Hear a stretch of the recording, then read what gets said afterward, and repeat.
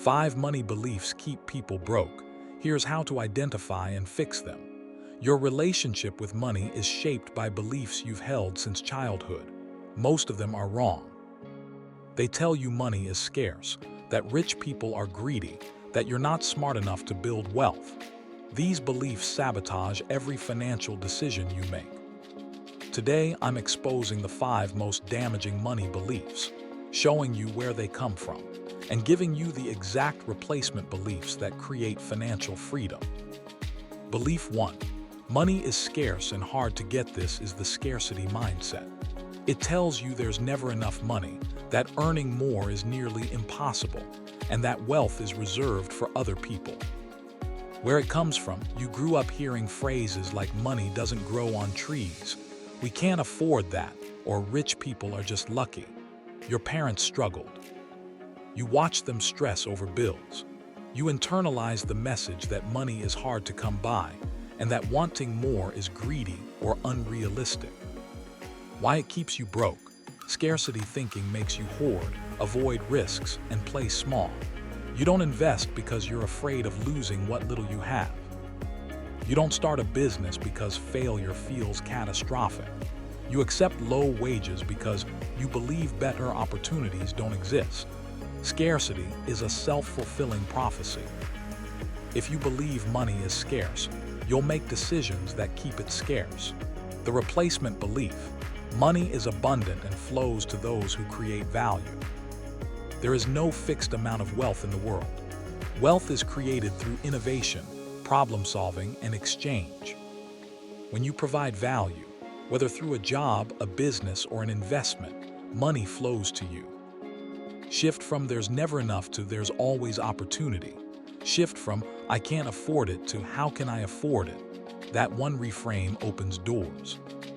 For a deep dive into shifting your money mindset and thinking like wealthy people think, check out Rich Dads Who Took My Money.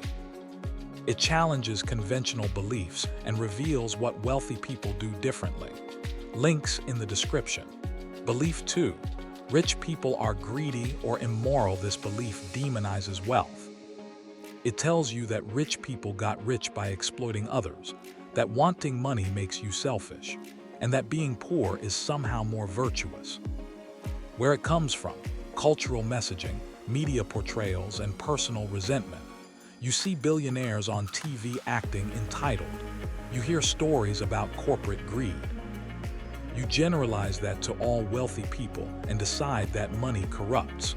Why it keeps you broke? If you believe rich people are bad, you'll subconsciously sabotage your own wealth building.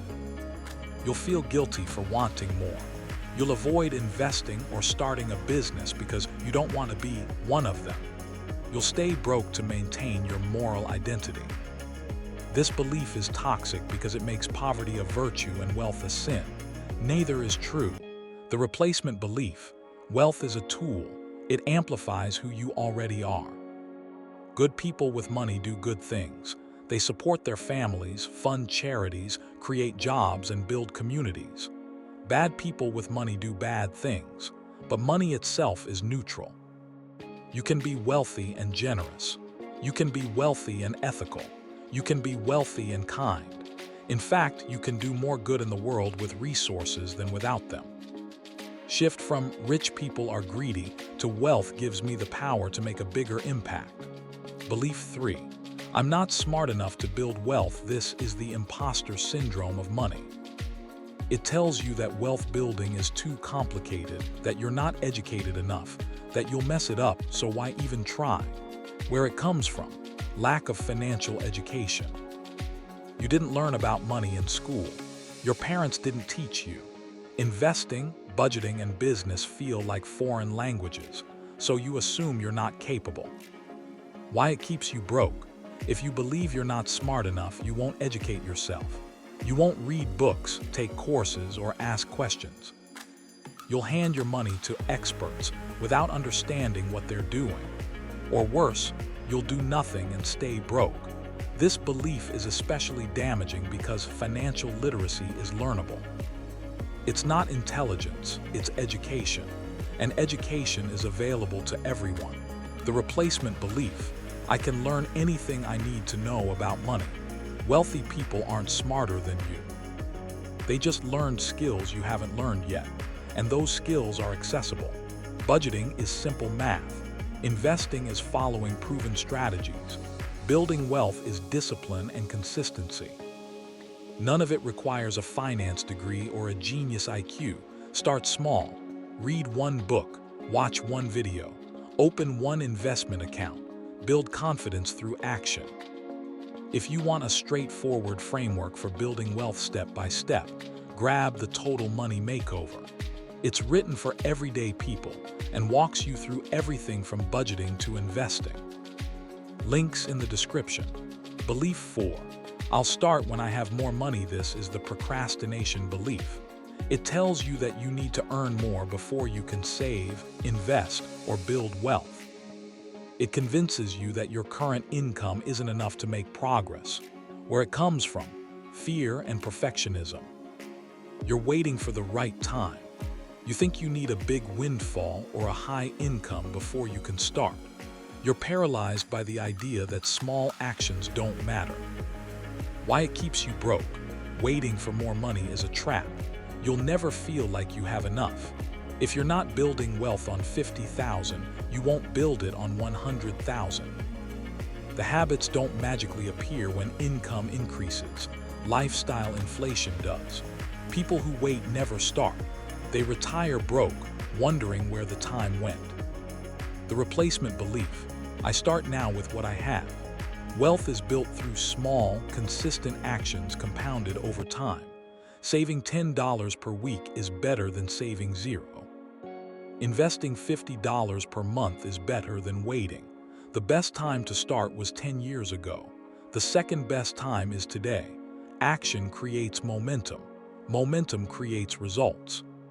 Start small, but start now. Belief 5. Debt is normal and unavoidable. This belief normalizes debt. It tells you that everyone has debt, that car payments and credit card balances are just part of life, that you'll always owe someone. Where it comes from: cultural conditioning and advertising. You see car commercials focused on monthly payments, not total cost. You hear people casually mention their credit card balances like it's no big deal. Debt becomes normalized and you accept it as inevitable. Why it keeps you broke: debt steals your income. Every dollar going to interest is a dollar that can't build wealth. Every payment you make to a bank is a payment you're not making to yourself. Debt keeps you trapped in the paycheck-to-paycheck cycle. You can't save because you're paying off last month's purchases. You can't invest because your cash flow is tied up in payments. You work to pay banks instead of working to build freedom. The replacement belief: debt is an emergency, not a lifestyle. Wealthy people avoid consumer debt. They pay cash. They finance appreciating assets strategically, but they don't finance vacations, furniture, or electronics. If you can't afford to pay cash, you can't afford it, period. Make eliminating debt your priority. Use the debt snowball method.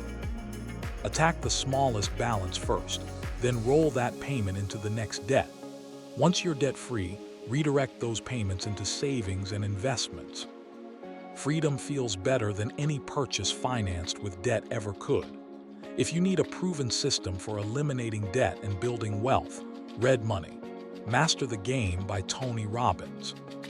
It breaks down billionaire-level strategies for everyday people. Links in the description. How to replace limiting beliefs. Identifying these beliefs is the first step. Replacing them requires intentional action. Step 1. Write down your current beliefs about money. Be honest. What do you believe about wealth, about yourself, about people who have money? Get it on paper. Step 2. Identify where those beliefs came from. Were they taught by your parents, shaped by your upbringing, reinforced by media or culture? Understanding the source helps you see they're not facts. They're just stories you've been telling yourself. Step 3. Choose new beliefs intentionally. Replace each limiting belief with an empowering one. Write it down. Say it out loud. Repeat it daily until it becomes automatic. Money is scarce becomes money is abundant and flows to me when I create value. Rich people are greedy becomes wealth is a tool I can use for good. I'm not smart enough becomes I can learn. Anything I need to build wealth. I'll start when I have more becomes I start now with what I have.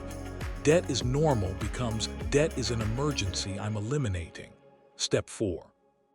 Take action that reinforces the new beliefs. Beliefs change through action, not affirmations. If you believe money is abundant, start looking for opportunities. If you believe you're capable, start educating yourself. If you believe debt is an emergency, attack it with intensity. Your brain believes what you do more than what you say. The compound effect of belief shifts. Changing your beliefs about money doesn't just change your mindset, it changes your decisions. Your decisions change your actions. Your actions change your results. Your results change your life. One belief shift cascades into everything. You stop avoiding money conversations. You start budgeting. You eliminate debt. You invest. You build wealth. You create freedom. And that freedom changes your family's future. Your kids grow up watching you handle money with confidence. They inherit wealth-building beliefs instead of scarcity beliefs. The cycle breaks with you. Your next move, pick one belief from this list, just one.